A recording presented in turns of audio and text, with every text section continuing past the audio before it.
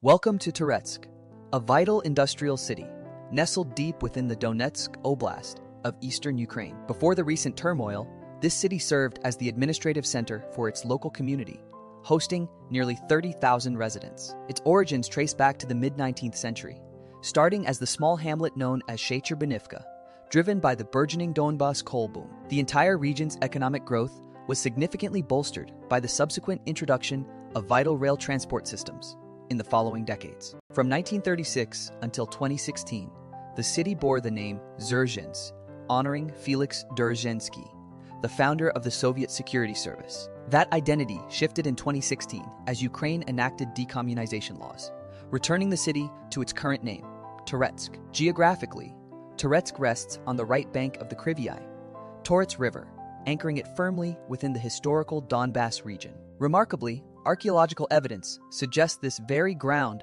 hosted the first documented coal extraction in the entire Donbas region back in 1721.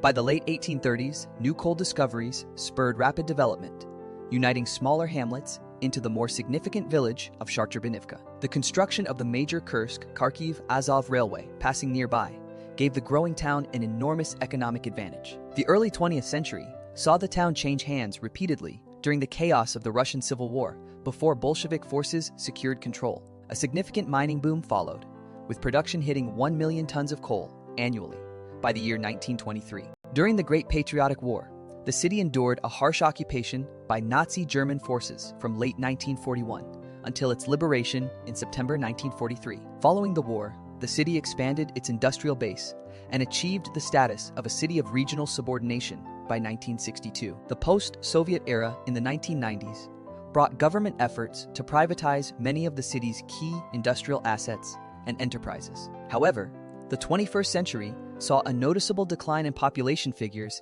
as the city struggled to maintain its industrial workforce.